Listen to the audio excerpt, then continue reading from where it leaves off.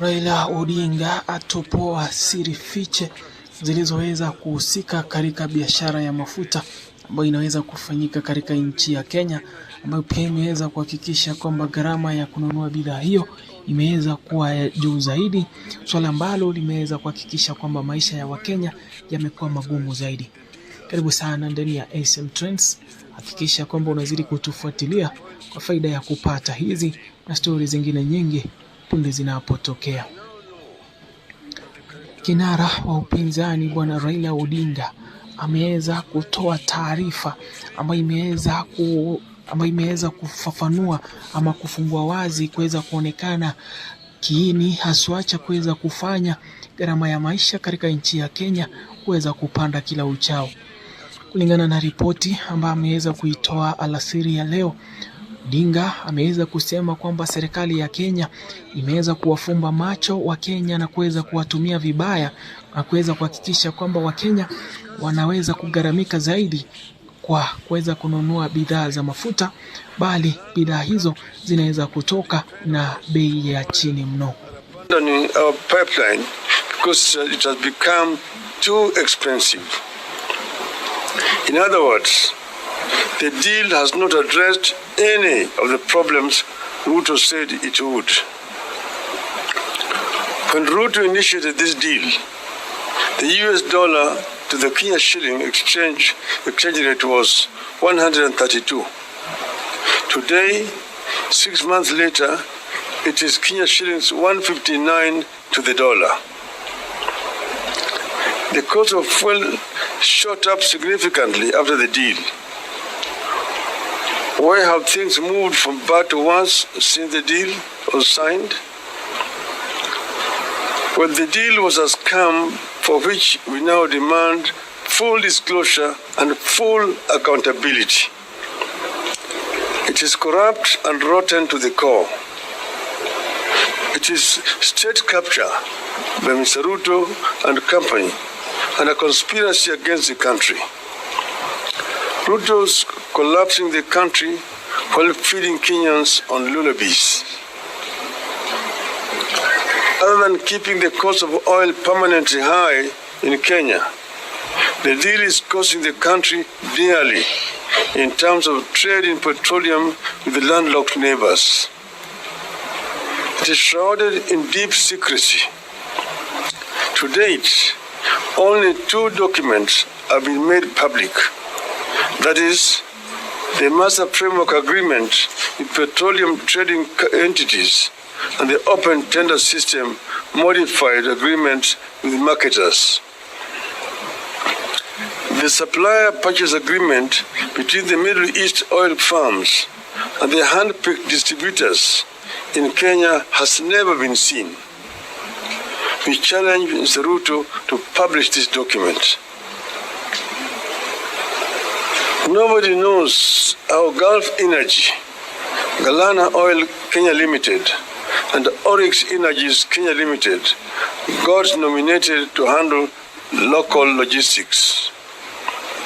But the hand-picked distributors are selling oil to us at almost twice the price from bulk suppliers. These companies are also manipulating deliveries date ranges so that they can minimize on prices. We know that in August this year, 4 months after the deal, the government allowed Oryx Energies to sell oil at prices that had been inflated by 17%. In the Ruto deal, Oryx is a supplier of diesel to other oil marketing companies in the country. The excuse was to delay in discharging fuel at the jetty. This shady business model is being deployed by all the companies that were retained in the Ruto deal. They buy at low prices, delay discharging, then ask to be allowed to offload at higher prices, and the cost is passed on to the consumers. In the case of Oryx, it had bought the diesel at an average plus price of $97.88.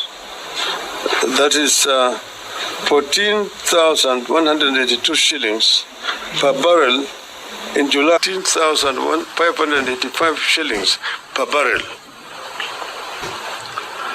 Some of the companies charging the higher prices deliver more cargo than they were contracted to deliver, forcing Kenyans to buy more of the oil. Odinga amepata kufichua masuala mengi mno yaliyoweza kuhusika kutokana na dili ambayo iliweza kufanyika baina ya Rais William Ruto na vile serikali ya United Arab Emirates ambayo mpaka sasa inaweza kutumana mafuta yao katika nchi ya Kenya.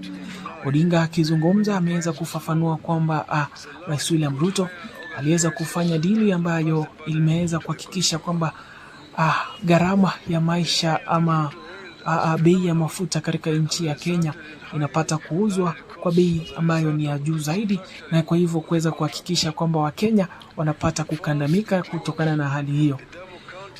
Masuala mengine ambayo Odinga ameweza kuangazia ni kwamba mataifa yanayoizingira Kenya kama vile Tanzania na vile Uganda yameweza kutumia mbinu mbadala ya kuweza kupata mafuta ya bei nafuu, kando na Kenya ambayo inaweza kununua mafuta hayo kwa pesa ambazo ni mingi mno kwa Wakenya wenyewe.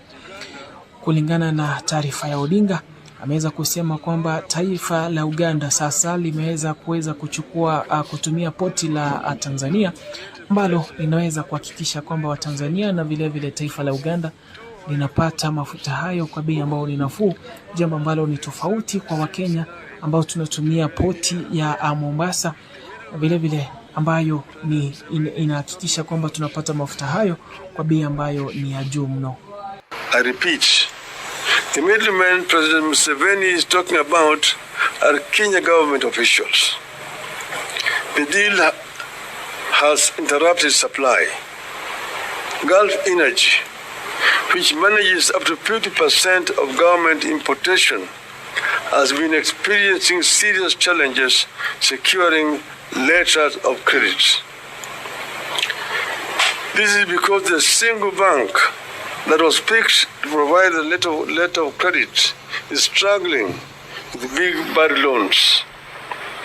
Consequently, there is delay for clearance of importers to offload oil. Ships are queuing at sea for up to age, while the Kenya Pipeline Company goes without operations for days because there is nothing to process.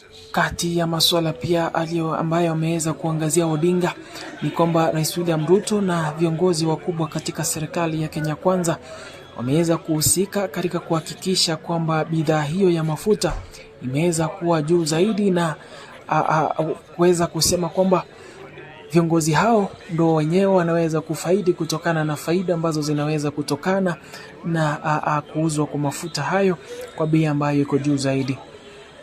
Kulingana na Odinga, uchunguzi wake umeweza kuonyesha kwamba waliopo kwenye dili hiyo ndio wale ambao wanaweza kupata mapato makubwa zaidi na wanaweza kupata faida ya pesa hizo, bali wanaweza kuwanyanyasa Wakenya wanaponunua mafuta hayo katika filling stations mbalimbali. Odinga pia ameweza kutaja kampuni 3 ambazo zimeweza kuhusika katika uovu huo na ambazo zimeweza kuhakikisha kwamba kundi la Kenya Pipeline limeweza kutolewa ama kufutiliwa mbali na shughuli za kusambaza mafuta, na kuhakikisha kwamba kampuni hizo 3 ndo zimeweza kuchukua usukani wa kuweza kuhakikisha kwamba ndo wanasambaza mafuta katika nchi mzima, na kuweza kuhakikisha kwamba mafuta hayo yanaweza kusambazwa na kampuni hizo ni mafuta ambayo yanakwenda kwa bei ya juu mno. Hebu tupate kusikiliza Odinga akipata kutoa maelezo kuhusu taarifa hiyo. Because of the corrupt dealings written into the Ruto deal. As ships accumulate extra charges on the high seas, the money sits in an escrow account in a local bank where it earns interest. It remains unclear who the beneficiaries of the accrued interest is. This deal has led to high costs of oil products sourced through the Northern Corridor transit route, that's Kenya route. The freight and premium rates for the May 2023 cargoes were higher in the Northern Corridor by 61% compared to the Central Corridor. Northern Corridor is the running Mombasa, Nairobi, Malaba, Kampala, and to DRC. The Central Corridor, the one that comes from Dar es Salaam all the way to Rwanda, Uganda, and DRC. That rise in freight and premium is reflected at the pump. That